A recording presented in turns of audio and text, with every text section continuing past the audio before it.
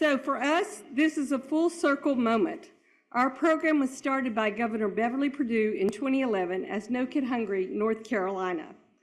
In 2014, our program was adopted by the UNC Center for Health Promotion and Disease Prevention.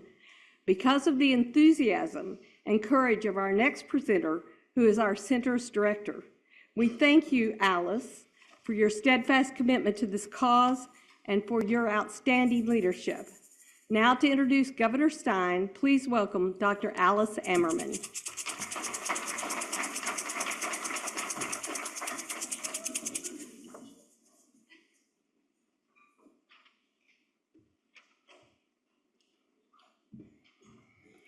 Hello, everybody. Thank you, Luann. Bringing No Kid Hungry and the Carolina Hunger Initiative into the HPDP family is really one of our best adoptions yet. And Governor Stein, I am really honored to be introducing you to this really dedicated group of child hunger leaders, because your leadership over the years as Attorney General and now as Governor is an example of what compassionate and committed leadership can do for our children and our state. This year's conference theme, as you all know, is rooted in community. So I thought I'd just mention a few ways from a very long list that your deep roots in our community have benefited us all. You have relentlessly fought for recovery efforts for Western NC, including all the schools, businesses, and farms that have been decimated.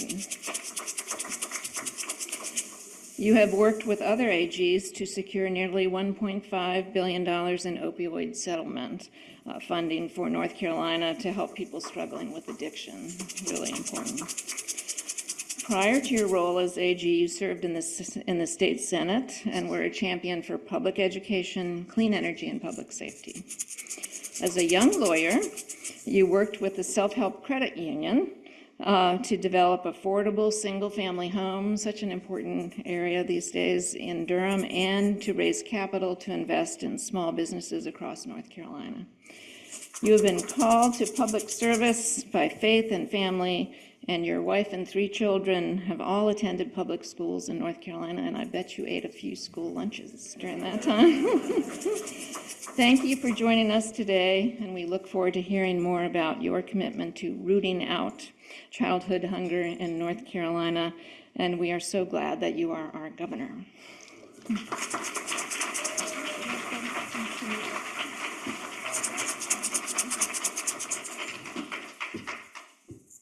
Good morning, everybody. Good morning. I want to thank Alice for that introduction. It's such a pleasure to be with you all. Luann Crumpler, thank you for the invitation, for having me, and for your years of commitment to this issue and other important issues of public interest.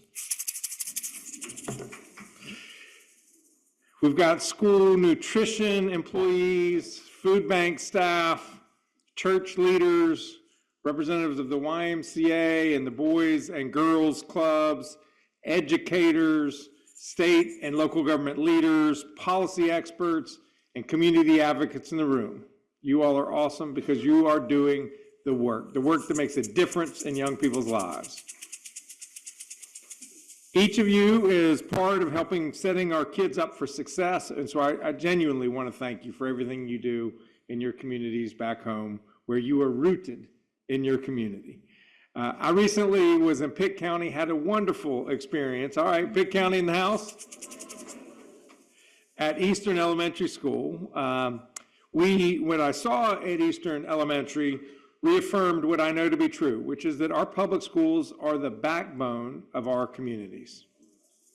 They set our children up for success. I was there during Wellness Week, when teachers and school nutrition staff were teaching the students about healthy lunch options. I learned about eating the rainbow, which I thought was Skittles and a bad idea, but it turns out it's eating all the different colors of the food pyramid. Someone handed me a green smoothie, and I'm not particularly a green smoothie guy, but it was delicious. So I learned you sometimes need to try a new food, and you might be surprised about how good it is. It didn't stop at teaching kids about what healthy food options are. Pitt County is making sure that the students are actually eating and eating healthy in their classrooms. Pitt County, like several other counties in the state, has taken advantage of the USDA's Community Eligibility Provision Program, or CEP. Under CEP, if enough students in the school would qualify for free school meals, the entire school or district gets free meals and no one has to worry about applying for it. It's an incredible program because it doesn't separate kids from their other friends. No one has to stress about, do they qualify or not qualify? Did my parents remember to fill in the application this time or not? Am I going to feel embarrassed by going through the line and having some signifier that I got a free lunch when my friends' parents are able to pay for their lunch? They can just eat in peace. Since Pitt County started participating in the CE program, they've served 14% more lunches and 21% more breakfasts. And those aren't just numbers. Those are kids who used to miss meals or whose meal was putting a strain on their family's budget. Now they're getting breakfast and lunch, and with a full belly, they're ready to learn. Because here's what we know about kids and food. When kids can count on a free meal at school, their physical, mental, and behavioral health is better. They show up to school more consistently. They're less likely to be tardy. They can focus better on learning, retaining what they're taught. They get higher grades and better test scores. In long-term studies, kids who consistently got breakfast in school and lunch at school had stronger long-term educational attainment outcomes. In other words, if we want our kids to succeed, we've got to ensure they are fed.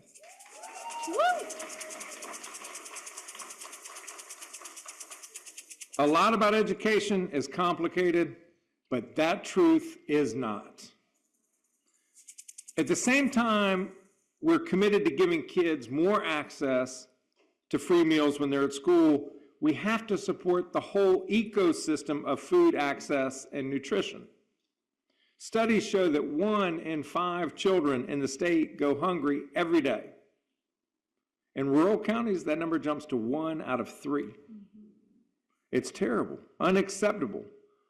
Part of the problem is that the adults in the room that you all are familiar with is that when groceries are too expensive for too many families, they can't afford them.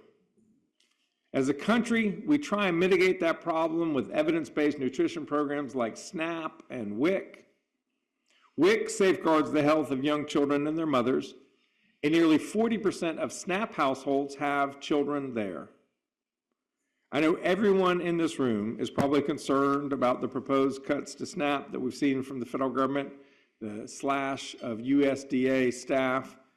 We don't know where this is going to end, and it's legitimate for us to have real grave concerns about this moment. But we have to be motivated.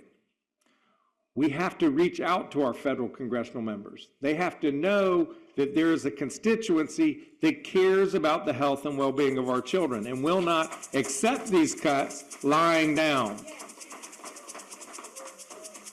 We have to build a coalition. We have to reach out to agriculture, farmers, #1 industry in this state. They've got skin in this game as well. You all know those bars that USAID provides to hungry children abroad. They're peanut paste. Those bars come from paste made from North Carolina peanuts. Farms may have just lost one of the biggest customers they had, selling to USAID to keep children who are struggling to stay alive fed. The impacts of the cuts from this administration have been alarming, sweeping.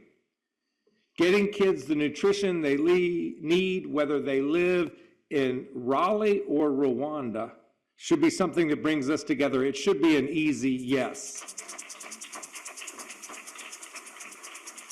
That's never been truer in our state than in the wake of Hurricane Helene. At least 5 food banks out west were hit by Hurricane Helene. Mana Food Bank's Asheville location in Swannanoa was completely lost. The building gone. All of its inventory, worth about $5 million, wiped down the river. Despite the losses, our other food banks sprung into action to get food to our neighbors out west.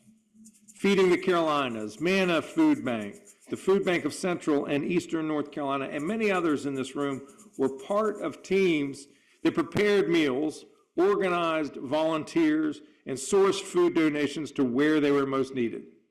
If you played any role like I just described for Western North Carolina, just raise your hand.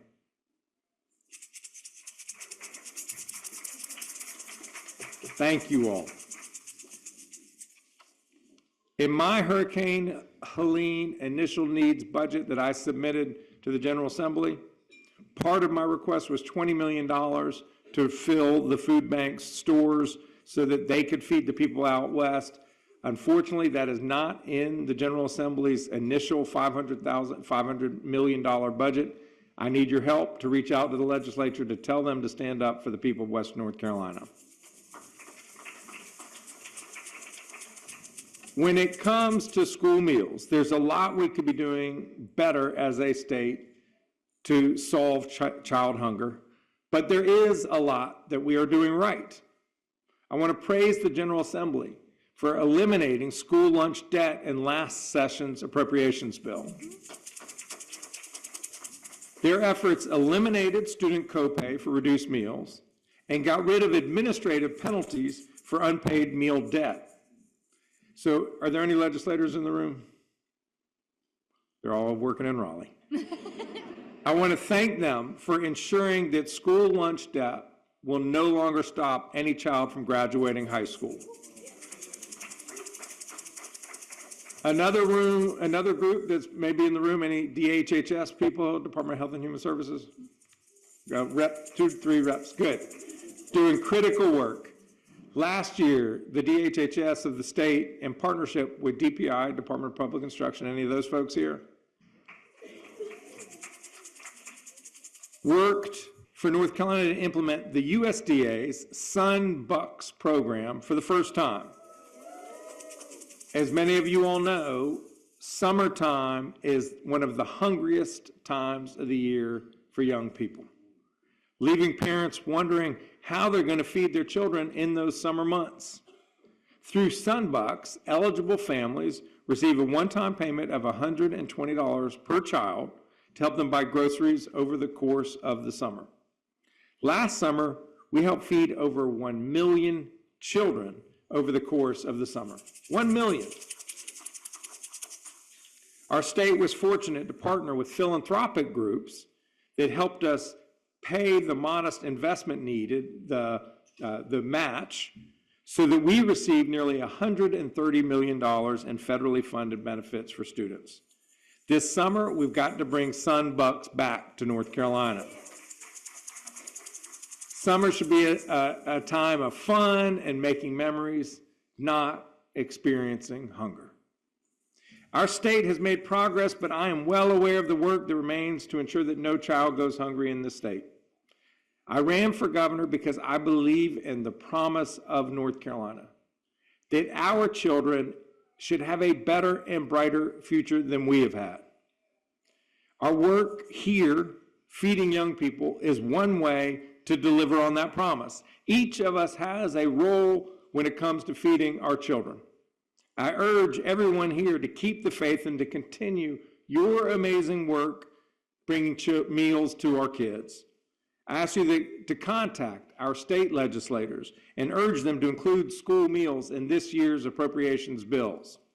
Some of you may be aware we are facing a self-inflicted fiscal cliff in the years ahead. $800 million shortfall in just 2 years. In a state that's growing with a strong economy, it makes no sense.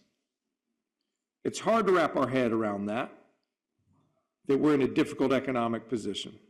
Despite years of having a surplus, the legislature's pre-programmed future corporate and personal income tax cuts threaten our ability to pay for the things that we need as a state, whether it's recovering from Hurricane Helene, investing in public safety, and yes, paying our teachers or paying for our school meals.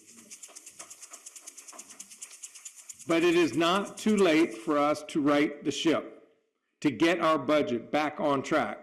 So let's continue our advocacy. Let's continue to draw strength from the knowledge that our work can make children's lives better. We are rooted in our communities. We recognize the gravity of the situation ahead of us, the urgency of solving child hunger. But we also have hope because we know we can solve this problem if we work together. So let's go, let's get to work, and let's build a state that is safer, stronger, and healthier for everyone, including our young people. Thank you so much. I appreciate being with you this morning.